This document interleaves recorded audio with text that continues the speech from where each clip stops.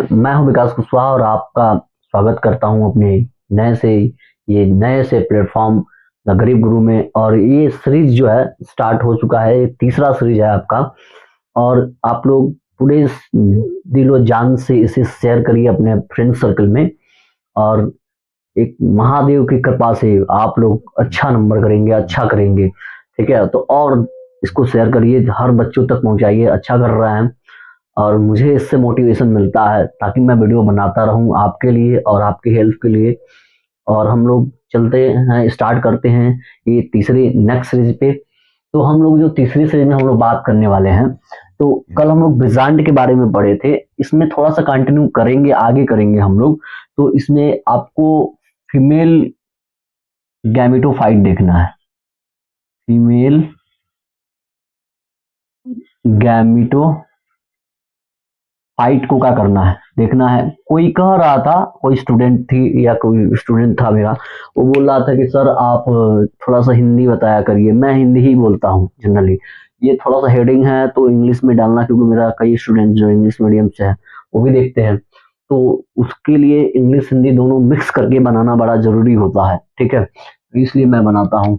तो female gametophytes, या इसको ना हम लोग इस तरह कह सकते हैं, हिंदी में पूछेगा भ्रूण सैक का विकास।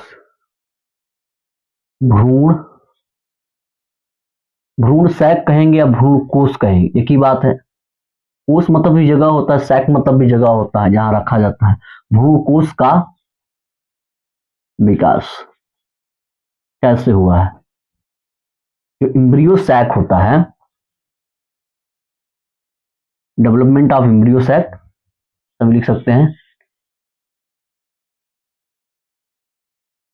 मेंट ऑफ,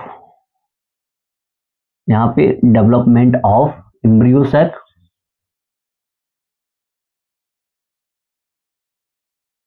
एम्ब्रियो सैक पे हम लोग बात करेंगे कि एम्ब्रियो सैक का विकास कैसे हुआ, यानी इनमेच्योर से मैच्योर कैसे हुआ ये एम्ब्रियो सैक। एम्ब्रियो सैक में क्या चीजें बनती हैं, कैसे बनती हैं, ये सारी चीजों को हम लोग बात करेंगे, आज डिस्कस करेंगे, क्योंकि ये भी 5 नंबर का क्वेश्चन आता है। फीमेल गैमेटोफाइट्स पहले क्या है? फीमेल मतलब होता है मादा, और गैमेटोफाइट्स मतलब युग्मक दभित। हिंदी में बात करें तो इसका पूरा नाम होगा मादा युग्मक दभिद, यानी मादा का जो युग्मक, युग्मक मतलब कोशिकाएं, ऐसे कोशिकाएं, युग्मक किसे कहते हैं? युग्मक कोशिकाएं किसे कहते हैं? ऐसे कोशिकाएं जो केवल केवल जनन अंगों में विकसित होते हैं, मादा युग्मक, या मादा युग्मक कहलाएंगे या युग्मक कहलाते हैं। ये नर युग्मक भी होते हैं, मादा युग्मक भी होते हैं। आप लोग पढ़े होंगे, परागकण मादा नर युग्मक है, और इसी तरह मादा युग्मक में भी क्या होता है, एक का विकास होता है, ठीक है। तो कैसे हुआ होता है, ये कैसे बना होता है, इसमें वही देखना है हमको। दभिद मतलब देखिए, कहीं भी फाइटा शब्द भी आए और दभिद शब्द आए, जैसे आप लोग आगे जो पढ़ाएंगे स्पोरोफाइट, गैमेटोफाइट एक अलग से पढ़ाएंगे। तो दभिद मतलब होता है, फाइट मतलब फाइटा, या दभिद मतलब होता है, ये दोनों एक ही शब्द है। मतलब इसका है, ये हिंदी और इंग्लिश टर्म है। ये टेक्निकल शब्द है किसका? प्लांट्स का। प्लांट का टेक्निकल शब्द है, यानी पादप का टेक्निकल शब्द है। पौधे को हम लोग टेक्निकल वर्ड में फाइटा बोलते हैं या दभिद बोलते हैं, ठीक है। तो ये आप लोग याद करके रखिएगा कि कहीं भी फाइटा शब्द या दभिद आता है, उसका मतलब होता है पौधे, यानी पौधे के ऐसे भाग में जो युग्मक, यानी बोल सकते हैं कि मादा वाला जो युग्मक कोशिकाएं या जनन कोशिकाएं होती हैं, उनका विकास कैसे हुआ है उसको देखना है, ठीक है। तो यानी एम्ब्रियो सैक का भी विकास कैसे होता है, इसको भी वही उसी के अंदर, एम्ब्रियो सैक के अंदर ही युग्मक का विकास होता है। आपको वहां देखना है कैसे होता है। शुरुआती अवस्था में आप लोग कल जो पढ़ाए थे, ये जान गए थे कि ये बेजांड है, ऐसा आपको स्ट्रक्चर बना के मैंने पढ़ाया था कल, याद करिए, ऐसा पढ़ाया था। एक बेजांड की संरचना है, हम मान लेते हैं ये थोड़ा सा अपरिपक्व बेजांड है। अपरिपक्व,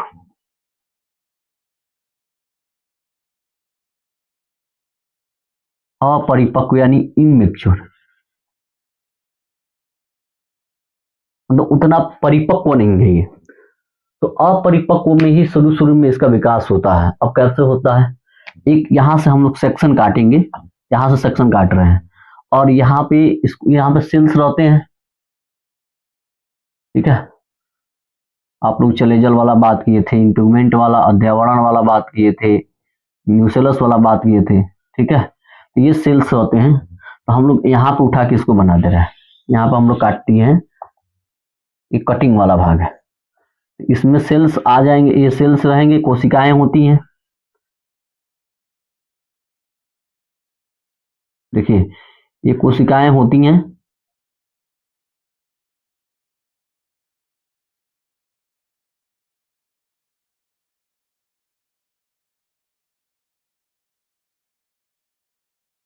अब याद करिएगा हम शुरू शुरू में जब पढ़ा रहे थे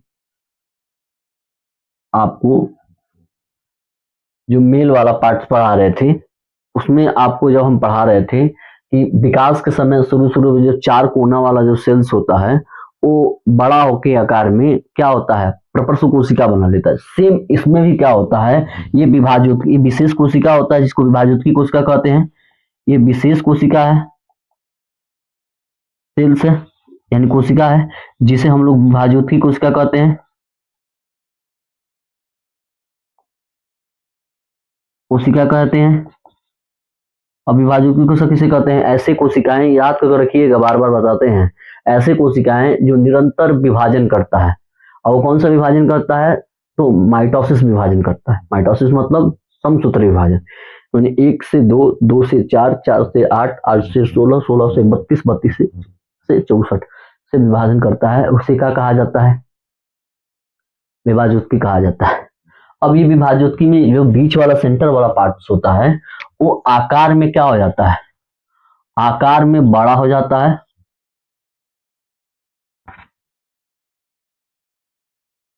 आकार में क्या हो जाता है, बड़ा हो जाता है।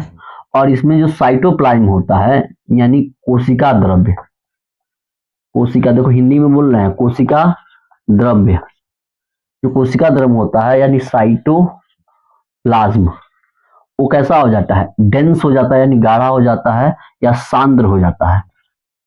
सांद्र मतलब गाढ़ा होना, या डेंस डेंस होना, डेंस मतलब गाढ़ा ही होता है, तो सांद्र हो जाता है, आकार में बड़ा हो गया, सांद्र हो गया, तब इस कोशिका को हम लोग विभाज्योत की कोशिका नहीं कहेंगे, नाम अब चेंज हो जाएगा भाई। अब नाम चेंज होके इस कोशिका का नाम क्या हो जाएगा, ये थोड़ा सा बड़ा हो गया आकार में, सबसे बड़ा कर दिए, और इसमें हम लोग छोटा छोटा सेल्स बना लेंगे, इससे छोटा छोटा सेल्स रहेगा, विभाज्योत की कोशिका जो विभाजन करता रहेगा, ठीक है।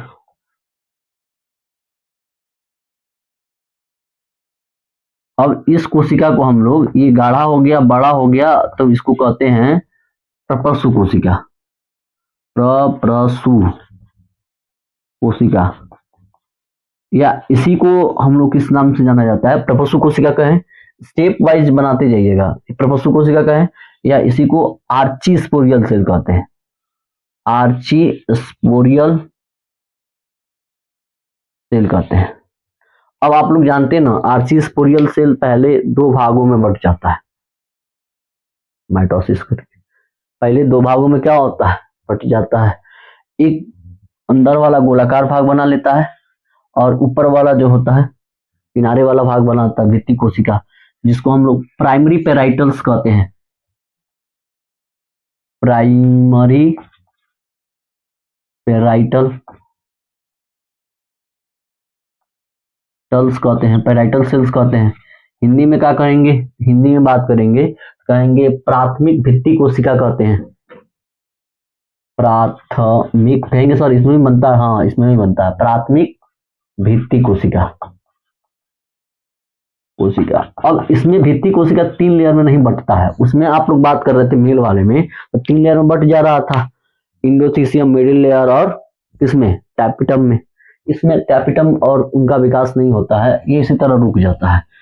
ये वाला जो हिस्सा होता है, ये वाला हिस्सा, तो ये स्पोरोजिनस वाला सेल्स होता है, कौन वाला होता है, मेगा स्पोरोजिनस, पहले वो माइक्रो वाला था, ये मेगा वाला है, मेगा स्पोरोजिनस,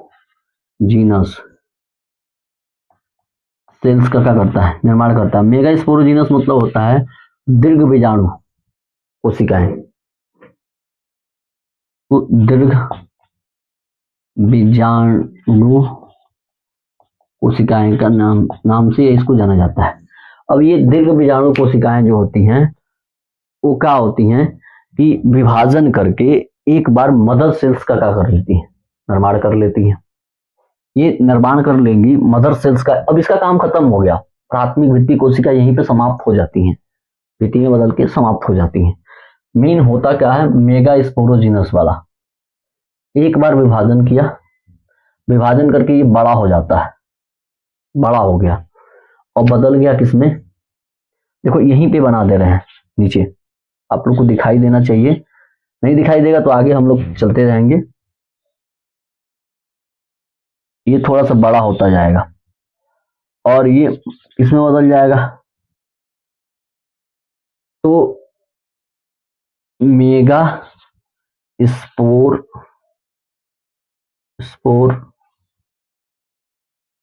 स्पोरोजिनस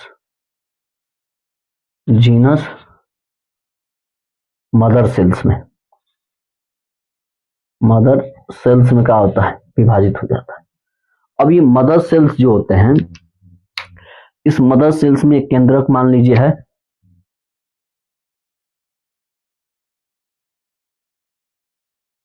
ये मदर सेल्स में पहले 4 बार विभाजन, ये क्या होता है 4 बार नहीं कहेंगे, इसमें अर्धसूत्री विभाजन होता है, अर्धसूत्री विभाजन, एक बार अर्धसूत्री विभाजन,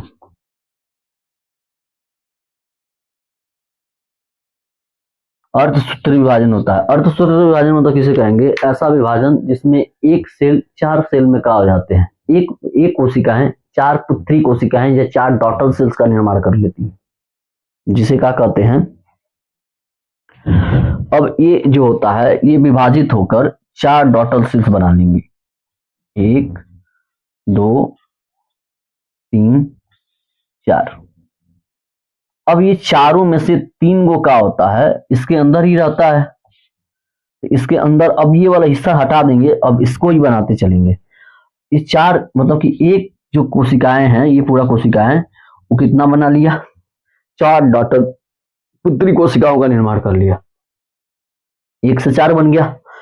तो ये 4 जो मदर सेल्स, ये जो एक मदर सेल से यानी मेगा स्पोरोजिनस मदर सेल से ये बना हुआ है और सूत्री विभाजन द्वारा।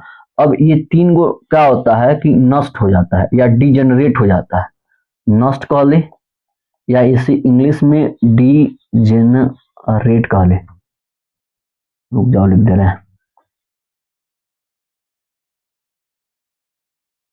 रेट कह ले, ठीक है। तो नष्ट हो जाता है, बचता एक ही गो है, यही बड़ा हो जाता है, आकार में वृद्धि कर लिया और न्यूक्लियस यहाँ पे सिंगल। अब इसका जो है ना केंद्रक हैप्लॉइड हो गया, हैप्लॉइड मतलब अगुणित हो गया, अगुणित, अगुणित मतलब होता है अकेला, एन वाला।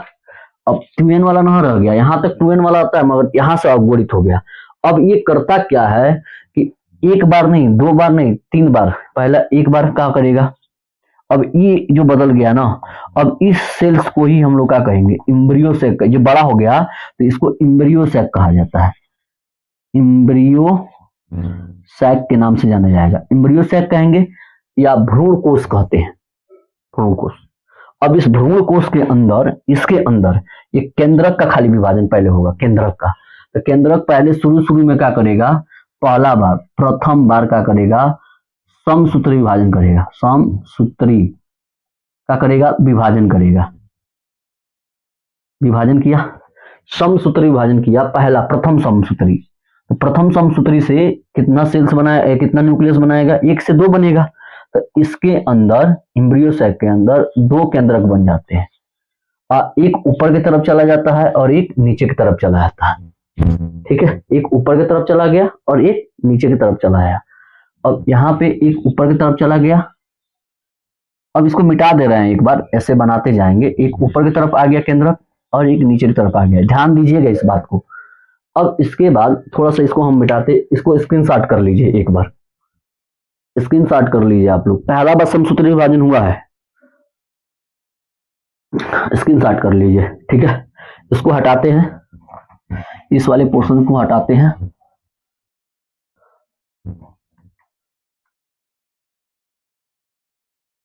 अब एक बार समसूत्री विभाजन किया यहाँ पे, तो इसके बाद से दूसरी बार समसूत्री विभाजन करता है, इसी के अंदर दूसरी बार समसूत्री विभाजन होगा इन दोनों के बीच। सेकेंड समसूत्री इस तरह लिख सकते हैं, समसूत्री विभाजन सेकेंड, समसूत्री विभाजन सेकेंड। कहीं कहीं भी समसूत्री विभाजन हो रहा है तो एक से कितना बनेगा, दो। एक केंद्रक है तो दो केंद्रक बनाएगा, एक सेल है तो दो सेल का निर्माण करेगा, सीधी सीधी बात है। तो अब एक वाला है दो को निर्माण करेगा, एक से दो बनेगा, एक से दो बनेगा, यानी यहाँ पे दो बन जाएगा और यहाँ पर भी क्या बन जाएगा, दो। यानी सेकेंड बार समसूत्री विभाजन हुआ तो कितना से न्यूक्लियस का निर्माण हुआ, चार न्यूक्लियस का। कितना न्यूक्लियस का निर्माण हुआ यहाँ पे, चार न्यूक्लियस बना, याद करके रखिएगा, चार न्यूक्लियस, ठीक है। अब इसके बाद से फिर से समसूत्री विभाजन थर्ड होता है, यहाँ इसको भी मिटा दे रहा है, ये आप लोग स्क्रीनशॉट करते जाइएगा।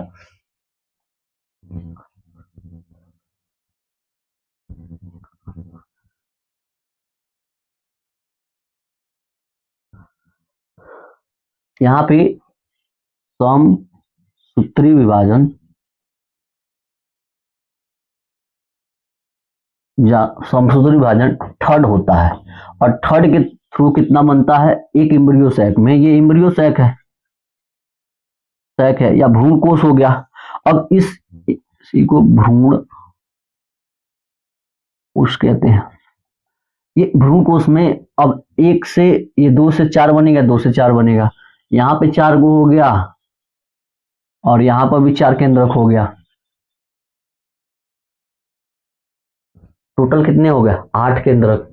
यानी टोटल अगर समसूत्री विभाजन होता है तो तीन समसूत्री विभाजन से फर्स्ट, सेकेंड और थर्ड समसूत्री विभाजन से कितना केंद्रक का निर्माण होता है, तो आठ केंद्रक बनते हैं, याद करके रखिएगा। तीन बार माइटोसिस होता है जिसको समसूत्री विभाजन कह रहे हैं, सूत्री विभाजन कह रहे हैं, जिससे आठ सेल्स का निर्माण हो रहा है, चार ऊपर चार नीचे। अब इसमें क्या होता है समझिए, ये खेल अभी खत्म नहीं हुआ है, हम लोग मिटाते जाएंगे बनाते जाएंगे। अब देखिए यहाँ पे समसूत्री विभाजन से ये चौथा सेल अब यहाँ पे क्या होगा कि एक ऊपर से नीचे आ जाएगा, मतलब तीन को ऊपर बच गया, यहाँ पे एक ऊपर से नीचे आ गया और नीचे से भी एक का हो जाता है, बीच में चला जाता है, यानी दो बीच में चला गया और यहाँ पे तीन तीन बच गया। नीचे वाला जो होगा ये वाला, अब ये वाला हिस्सा जो हो गया, यानी आठ से केंद्रक है जिसमें तीन ऊपर केंद्रक है, तीन नीचे है, दो बीच में है। अब ये 2n वाला, ये वाला जो अब इसके ऊपर केंद्रक, ये केंद्रक बने, केंद्रक तो यहाँ पे जो है केंद्रक आठ गो हैं और प्रत्येक केंद्रक का होगा सेल्स का निर्माण कर लेगा, ये दोनों एक सेल्स बनाएंगे, ठीक है। इसके ऊपर एक सेल बनेगा, ये सेल बनेगा, ये सेल बनेगा, यहाँ पे सेल बनेगा, एक यहाँ पे सेल बनेगा, एक यहाँ पे। टोटल सेल्स की संख्या देखा जाए तो एक सेल ये है, दो तीन चार पांच छह सात, इन आठ केंद्रक में कोशिकाएं कितनी बन रही हैं, कोशिकाएं कितनी बन रही हैं, तो सात वो बन रही हैं, यानी सात कोशिकाओं में आठ केंद्रक का निर्माण होता है, आठ केंद्रक का क्या होता है, निर्माण होता है, ध्यान दीजिएगा। अब यहाँ पे थोड़ा सा और हम लोग बढ़िया से बना लेते हैं। अब इस वाले भाग को जिसमें दो केंद्रक है, इसको ध्रुव को कोशिका कहते हैं, कोशिका कहेंगे, ध्रुव कोशिका। और ये नीचे वाला एक केंद्रक है, एक कोशिका है बीच वाला जिसको एक कहते हैं, और तीन दो किनारे किनारे है, इसको सिनर्जिट या सहायक कोशिका कहते हैं,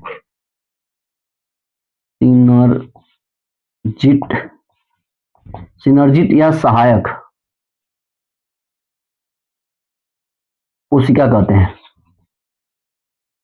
और ये ऊपर वाला जो है ये बीच में या किनारे, यही ना बनेंगे, तो इन तीनों को हम लोग एंटीपोडल कहते हैं। एक साथ देखिए, ये बनेंगे अलग अलग, तो तीनों को मिला के हम लोग क्या कहेंगे, एंटीपोडल सेल या प्रतिमुख कोशिका कहते हैं, प्रतिमुख कोशिका, कोशिका कहते हैं, प्रतिमुख कोशिका, एंटीपोडल सेल्स बोलेंगे या प्रतिमुख कोशिका बोलेंगे। यानी ध्रुव कोशिका में कितना कितना यहाँ पे एन है, तो यहाँ पे 2n है पहले से, और ये अकेला अकेला हैप्लॉइड है, ये भी अकेला है, एक क्या है हैप्लॉइड है, अकेला है, दो सहायक कोशिकाएं हैं इसके, ठीक है, दोनों किनारे किनारे। तो ये भ्रूण कोश बन गया, भ्रूण कोश हो गया। अब भ्रूण कोश में क्या हो गया कि कितने कोशिकाएं बन रही, तो 7, और केंद्रक टोटल कितने बन रहे हैं, तो 8। जो ध्रुव में 2 है और बाकी सब में एक एक केंद्रक है, ठीक है। तो आपको याद करके रखना है कि फीमेल गैमेटोफाइट्स या मादा युग्मक द्रविड या बोलते हैं इसको, जो भ्रूण कोश होता है उसमें 8 केंद्रक और 7 कोशिकाएं बनती हैं। 7 कोशिकाओं के अंदर 8 केंद्रक का क्या होता है, निर्माण होता है, और 3 बार समसूत्री विभाजन होता है, 1 बार अर्धसूत्री विभाजन होता है, जिसमें से 3 सेल्स डीजनरेट होते हैं, यहाँ पे डीजनरेट या नष्ट हो जाते हैं, और एक जो बनता है वही इम्ब्रियो से क्या कर लेता है, निर्माण करता है बबुआ, याद करके लिख लेना, ठीक है। ये पूरा याद कर लेना, इस साल के लिए कंफर्म क्वेश्चन है, ये अइबो करेगा, ठीक है।